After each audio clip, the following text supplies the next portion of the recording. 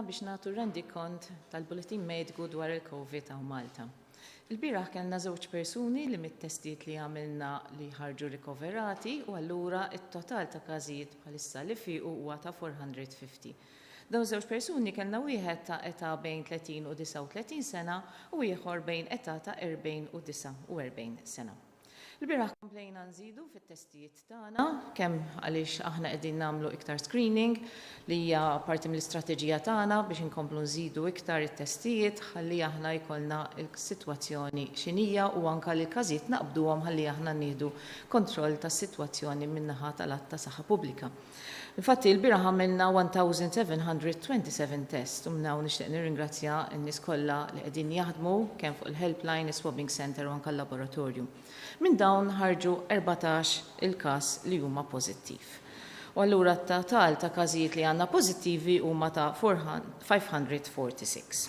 It-total ta' każijiet li huma attivi huwa ta' 90. L-14 il-każ li kellna ġdid illum għandna 9 minnhom li ma kellhom l-ebda sintomi u 5 minnhom li kellhom is-sintomi. Kellna raġel Malti ta' 18 sena li fil-15 ta' Mejju kellu sintomi ta' sola u ġeħ fi griżmejħ u ġeħ ta' ras. Dan il-persuna jaħdem ġa retail outlet, però permezz tal-miżuri li aħna ħadna ta' mitigazzjoni u ta' prevenzjoni meta aħna propju ftaħna retail outlets fejn jintlibsu l-maskri, hawnhekk għandna sitwazzjoni fejn is-sitwazzjoni ġiet ikkontrollata u allura il-persuni li kienu qegħdin jixtru minn dan il-ħanut ma jkellhomx l-espożizzjoni meta iltaqgħu ma' dan il-persuna. Aħna għaddejjem b'risk assessment ukoll biex nagħmlu wkoll contact tracing ħalli naraw min kienu dawk il-persuni li jaħdmu fl-istess ħanut għaliex hemmhekk il-kuntatt ikun iktar twil u anke l-membri tal-familja. Kellna raġel Malti ta' 28 sena li fit-13 ta' Mejju kellu id-deni, griżmeħ ġawħ u ġeħ ta' ras u ġeħ fil-Moskori. Dan jaħdem ġa kumpanija privata u bħalissa qegħdin nagħmlu contact tracing fuq il-post tax-xogħol u anke tal-familja. Raġel Malti ta' 62 sena li fl-14 ta' Mejju kellu ejja u anke uġieħ fil-muskoli, dan jaħdem ġa kumpanija u aħna għamlilu test u ħareġ pożittiv u bħalissa għaddejjem bil-contact tracing fuq il-post tax-xogħol ukoll. Raġel Malti ta' 60 sena li fit-13 ta' Mejju kellu sintomi ta' imnieħru mblukkat, kellu wkoll nuqqas ta' xam u anke kellu sturdament. Jaħdem ġa kumpanija privata u għamilnilu t-test u dan ħareġ ukoll pożittiv. Mara Maltija ta' 23 sena li fil-11 ta' Mejju kellha diarrea u ġieħ fi griżmeja u din il-persuna taħdem ġa takeaway, però l-istess issa hawnhekk għandna sitwazzjoni fejn bħal medna il-kuntratt f'takeaway ħajkun minimu ħafna u anke hemm l-użu tal-protezzjoni u allura hemmhekk naqqasna r-riskju. Però l-istabbiliment ġie magħluq biex inkun nistgħu nagħmlu wkoll id-disinfection u għaddejjin bil-contact tracing tal-ħaddiema l-oħra ħalli nistabbilixxu kemm kien hemm kuntatt. Għandna raġel minn Għawdex ta' 40 sena li dan ma kellu l-ebda sintomi, però parti mill-enhanced testing li qegħdin nagħmlu wkoll dal-persuna xtaq li jagħmel it-test, għamilnilu t-test u ħareġ li huwa pożittiv. Allura każ minn dawk li aħna ma jkollhomx l-ebda sintomi. Dal-persuna jaħdem fis-settur pubbliku u bħalissa għaddejjin ukoll bil-contact tracing tal-kumplament tal-ħaddiema ta' miegħu u anke tal-familja.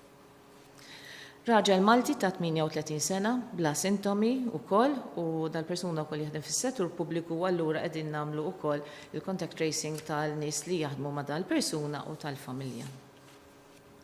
Raġel Malti ieħor ta' 46 sena ukoll bla ebda sintomi jaħdem kumpanija privata u għaddejjin bil-contact tracing. Raġel Malti ieħor ta' 54 sena mingħajr sintomi, dan huwa persuna li jaħdem propju Mater Dei Healthcare Worker li hemmhekk ukoll bħalma konna qegħdin ngħidu aħna qegħdin inżidu l-testjar tal-ħaddiema tagħna li jaħdmu f'Mater Dei ħalli jekk ikun hemm xi każ avolja bla sintomi mill-ewwel nieħdu l-miżuri ħalli naqsu r-riskju ta' trasmissjoni. U bħalissa flimkien mal-infection control tal-isptar tagħna qegħdin nagħmlu l-assessment ta' x'seta kien hemm espożizzjoni. Fakru li meta persuna ma jkollu l-ebda sintomi xorta jkun hemm riskju ta' trasmissjoni jekk ma jkunx hemm il-bis protett, però ir-riskju jkun ħafna inqas. Għanna marra Maltija ta' 61 sena u kol minar sintomi u din il-persuna kella bżon tmur l-isptar Mater Dei għal kondizjoni oħra u emmek bħala prevenzjoni aħna qegħdin namlu l-testjar tan-nies kollha li jiġu propju fl-emerġenza u din ħarġet pożittiva. Allura emmek tieħdu l-miżuri kollha meħtieġa. Għanna kol marra Maltija li hija taħdem carer ġal ward fejn kellna numru ta' każijiet Mater Dei, ma kellha l-ebda sintomi, din kienet qiegħda fuq kwarantina mill-ewwel mill-risk assessment li għamilna tal-exposure u hemmhekk aħna nafu li kellha wkoll kuntatt ma' każ ieħor li huwa pożittiv. Għandna wkoll healthcare worker ieħor li huwa raġel Malti ta' 54 sena li wkoll ma kellu l-ebda sintomi, però dan qegħdin nagħmlu follow-up ukoll tan-nies li jaħdmu fl-istess ward fejn kellna l-każijiet u wkoll ħareġ pożittiv u wkoll qed nagħmlu follow-up tal-familja. Kellna wkoll carer li taħdem fl-istess ward barranija ta' 33 sena li wkoll kellha kuntatt ma' pazjent li huwa pożittiv u kienet qiegħda diġà f'kwarantina u aħna nibqgħu nagħmlu follow-up tal-każijiet u l-kuntatti u hekk allura din ħarġet pożittiva kienet diġà qiegħda f'kwarantina. Għandna marra Maltija li din hija wkoll healthcare worker li taħdem f'ward oħra mhux fl-istess ward, però ma kellha l-ebda sintomi, din għandha 22 sena u din il-persuna nqabdet ukoll pożittiva fost dak l-screening li aħna propri qegħdin nagħmlu l-istaff tagħna ta' l-isptar.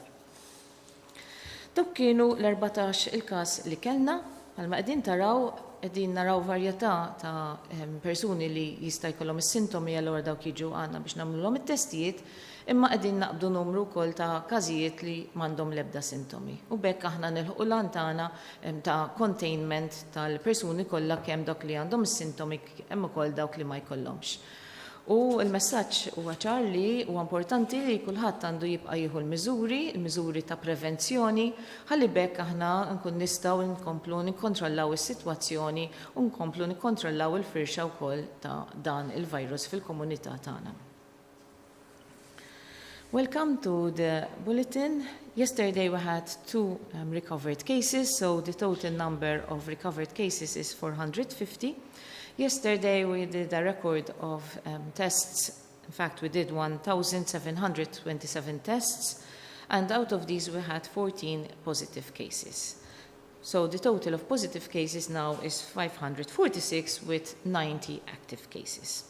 The 14 cases that we had, we had 9 from them who were asymptomatic, so they did not have any symptoms at all. They either presented to us or as they were picked up through our enhanced testing system.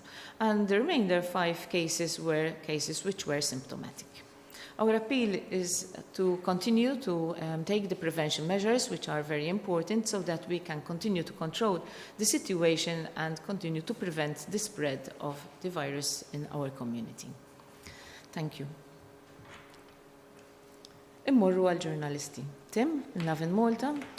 Għafsanari tajja, Prof. Skawċi. L-għol mistoqsija jek tistatina update tal-situazzjoni fl-isfarijiet kemm minn daw il-pazjenti għedin fl-ITU u kemm minn daw il-tin fl-isptar.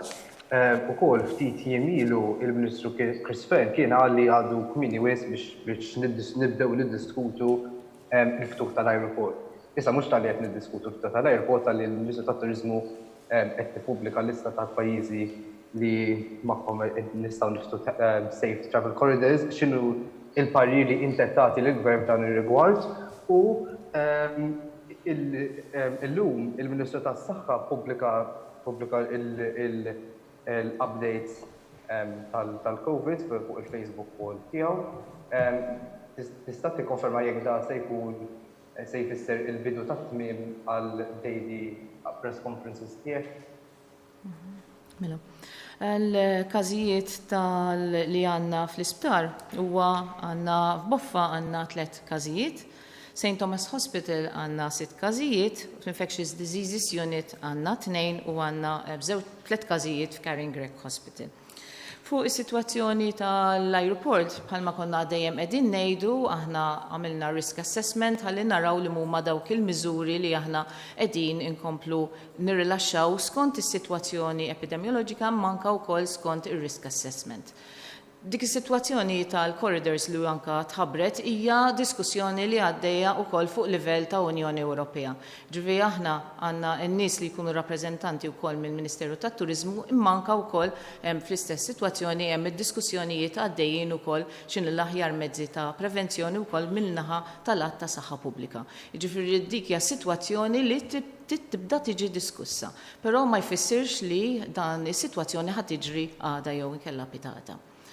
Fuq il-numri li tħabbru, dawk huma numri li qegħdin jitħabbru għaliex aħna għandna viżibilità li rridu nuru wkoll x'inhuma n-numru ta' każijiet li qegħdin ikollna. Infatti aħna wkoll hemm id-dashboard tagħna li joħroġ propju mid-database tagħna li ilha hemmhekk diġà li propju qiegħda u kienet diġà qed turu n-numru ta' każijiet li kienu hemm, in-numru ta' testijiet li nagħmlu u anke recovered cases. Jiġifieri din hija parti mid-dashboard li aħna konna diġà qegħdin noħorġu.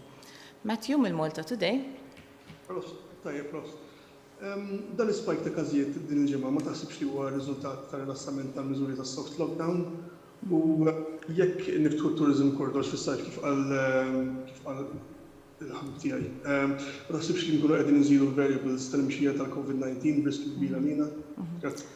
Fuq il-flights diġà spjegajt, però s-sitwazzjoni rridu naraw ukoll li aħna għandna sitwazzjoni fejn bdejna naraw numru ta' każijiet iva mill-komunità bħalma qegħdin taraw ukoll għandna numru sostanzjali minnhom li huma bla sintomi. Allura jirriflettu wkoll il-fatt li aħna qegħdin propju wkoll naqbdu iktar każijiet.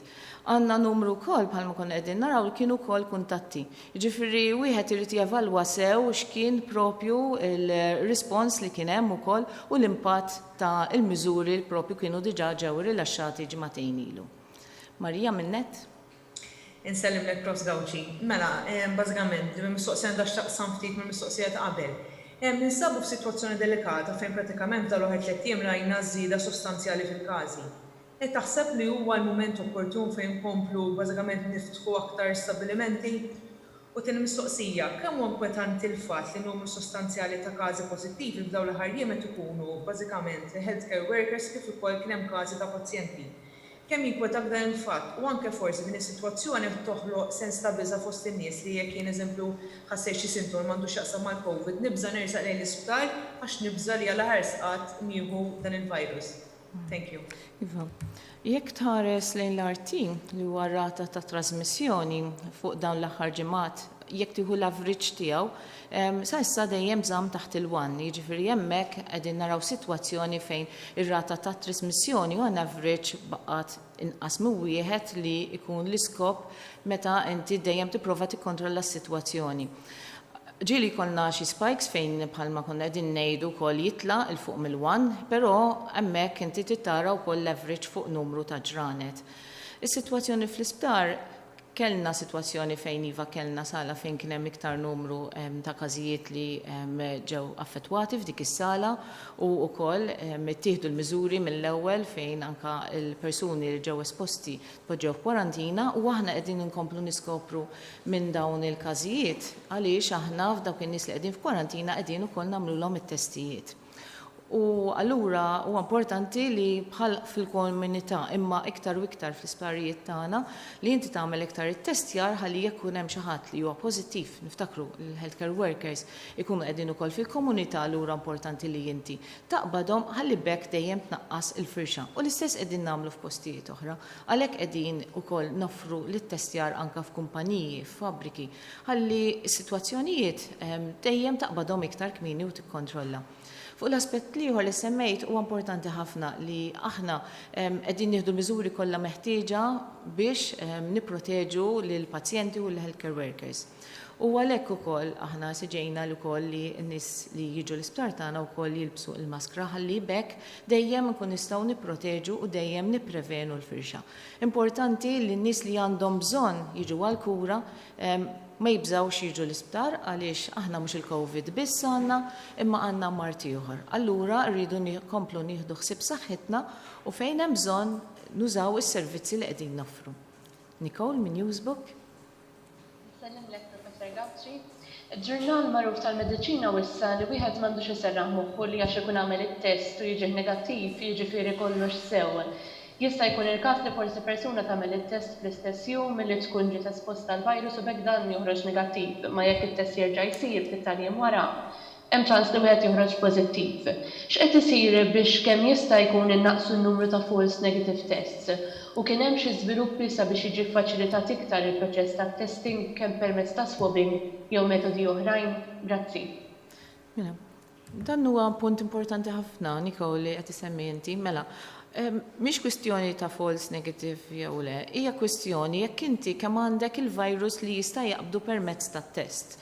U allura jekk persuna pereżempju għandu sintomi u ġie jagħmel it-test u ġieħ negattiv, importanti li dan il-persuna wkoll jibqa' f'iżolazzjoni għaliex jista' jkun li kienet sitwazzjoni fejn ma kienx hemm biżżejjed virus munqabad jew inkella għandu xi mikrobu ieħor allura xorta huwa importanti li ma jittrasmetteħx lil ħadd ieħor. Il-punt li semmejt li inti ikollok l-exposure u mbagħad mur tagħmel it-test fl-istess ġurnata. Dak aħna ma nagħmluhx għaliex inti għandek betwar jumejn sakemm jistgħu jibdew ħirġin is-sintomi u allura hemmhekk l-iktar perjodu li inti tista' taqbad dan il-virus. Infatti aħna meta nkunu qegħdin nagħmlu l-contact tracing bħalma semmejtilkom, aħna nagħmlu t-testijiet ukoll lil dawk li jkunu close contacts. Infatti ma nagħmluhx l-istess ġurnata li jkun hemm l-exposure, ħalli aħna nżommu l-persuna kwarantina ma nagħtu ftit ċans ħalli jekk ikun ħajħorġ pożittiv aħna nkun nistgħu proprju naqbdu dawk il-każijiet. Dan huwa punt importanti ħafna u ħafna drabi wkoll nerġgħu jekk ikun hemm high risk exposure nerġgħu proprju nagħmlu test repetut. Infatti bħalma rajtu anke fil-healthcare workers fejn nafu li kien hemm exposure nerġgħu nirrepetu t-test ħalli jekk aħna nkunu naraw li kien negattiv nkunu żgur li jerġa' rrepetejnieh u nkunu nafu x'inhija s-sitwazzjoni eżatt. L-iktar ħaġa importanti f'dan kollu huwa li jekk hemm persuni li kellhom xi espożizzjoni jew nies li għandhom is-sintomi, importanti li dawn jiżolaw riehom u f'sitwazzjonijiet fejn il-persuni kienu esposti, importanti li dawn joqogħdu f'kwarantina u ma jmurux għax-xogħol ħalli ma jisponux lil ħadd ieħor. Colin Milwan. Nisellem lek, Professur Gawci, bosta persuni qed jinkwetaw li issa li anke t-temp qabad jisħon sewwa, jista' jagħti il-każ li persuna timmarka li għandha d-deni meta dan ma jkunx minnu u ma titħallix tidħol f'postijiet fejn qed isiru dawn it-testijiet mal-bieb. X'inhu huma l-prassi adottati f'dan ir-rigward biex dan l-isball ikun eliminat? Grazzi. Grazzi. Mela, il-metodi li tuża biex tiċċekkja t-temperatura huma metodi li huma validati u huwa importanti li nifhmu li jekk persuna qiegħed fi sħana il-temperatura tal-ġisem tirregola lilha nnifisha. Allura avolja tkun isħana m'għandux jinqabad, m'għandux ikun hemm id-deni. Ta' ħaġa importanti wkoll hija li eżatt qabel ma tagħmel dan it-test il-persuna ma jkunx qatt fix-xemx għaliex jista' jkollok sitwazzjoni fejn il-ġilda tisħon xi ftit, allura tista' tagħmel ftit bias fil-riżultat. U għalhekk allura persuna għandu jkun qiegħed fid-del u mbagħad jittieħedlu t-test tal-temperatura. Grazzi. Karl, Malt Independent. Wara nafsinhar tajjeb. Mela biex inkompli ftit mal-mistoqsijiet tal-ġurnalisti l-oħra. Il-biraħ fil-għaxija ġew tas-sliema ġew irrappurtati gruppi kbar ta' nies fuq il-bajja ta' Egdent li ma kinux qed jirrispettaw social distancing.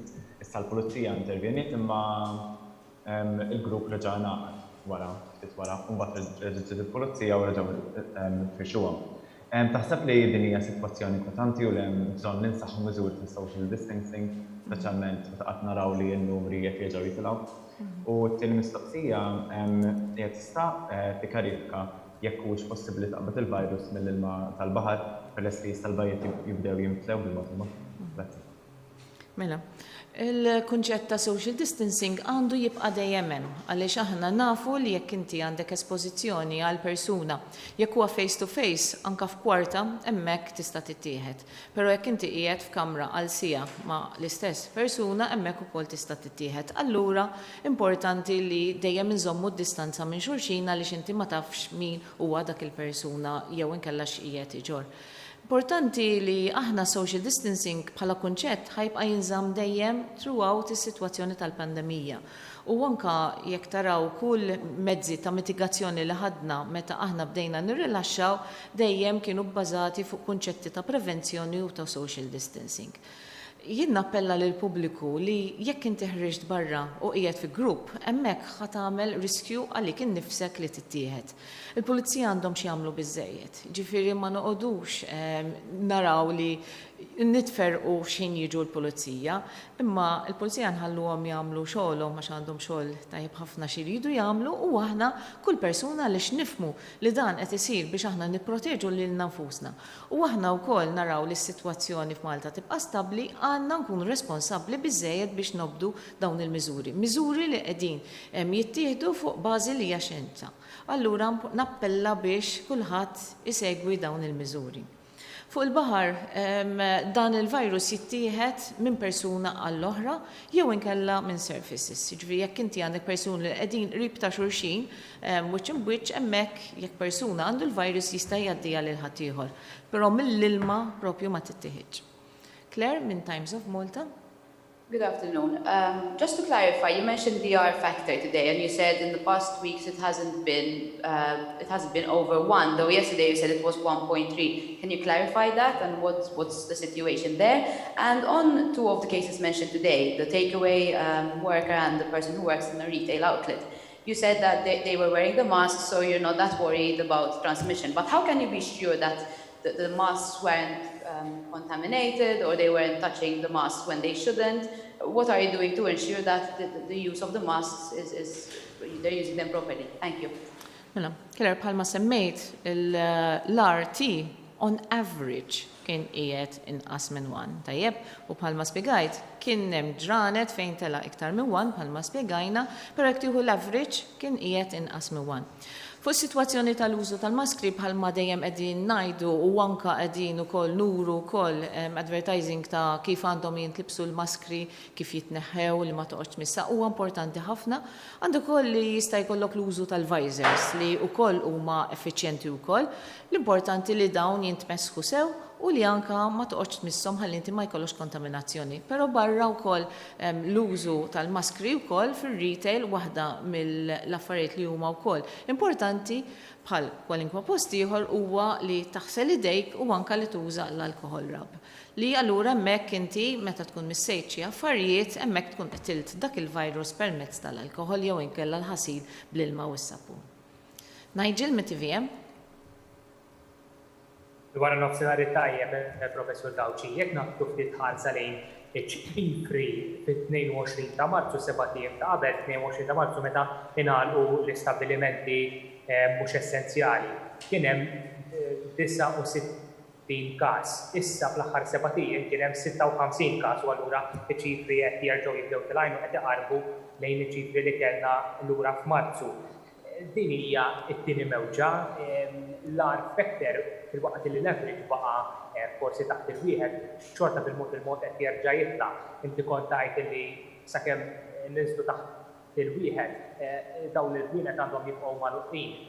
Bid-dawl li qed jerġgħu jingħati li ser jerġgħu jinfetħu il-parir tiegħek baqa' l-istess għamil ħassib l-aħħar mistoqsija hija l-Ingilterra din il-ġimgħa approvaw antibody testing li huwa effettiv, kienu xtraw numru ta' kizzi li ma kienux effettivi u ma ntużawx, ma dan kollu issa jidher li huwa effettiv mal-kumpanija Roche fl-Iżvizzera.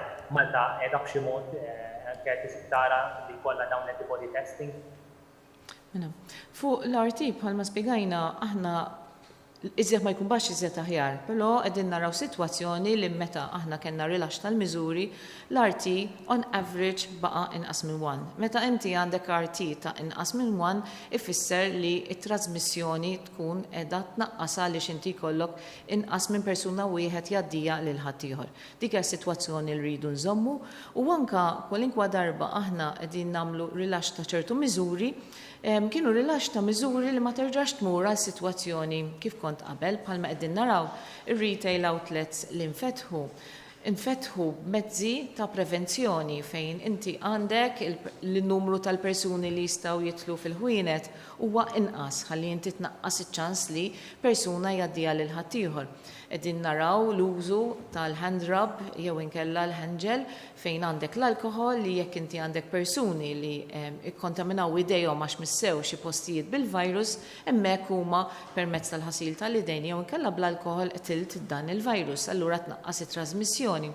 U wkoll daħalna propju l-użu tal-visors jew inkella l-maskri ħalli bekk dak il-persuna jekk hu ma jafx li għandu l-virus ma jkunx jista' jgħaddija lil ħadd ieħor u anke bil-maqlub ħadd ieħor jipproteġi lilek innifsek.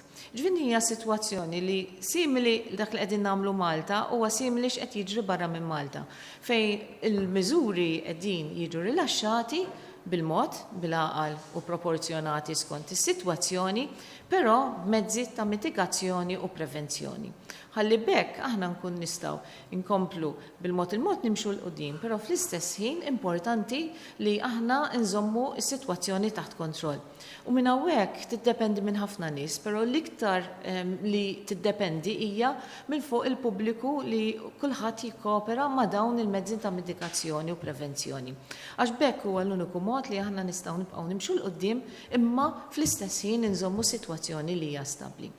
Fuq l-antibody tests, bħalmet aħna ġibna diversi kits u qegħdin nagħmlu l-validation tagħhom u la darba nsibu kit li jkun validat li huwa tajjeb u jagħti riżultati skont li hu meħtieġ aħna propju wkoll nkun nistgħu nagħmlu wkoll dal-istudju li diġà għandna ppjanat.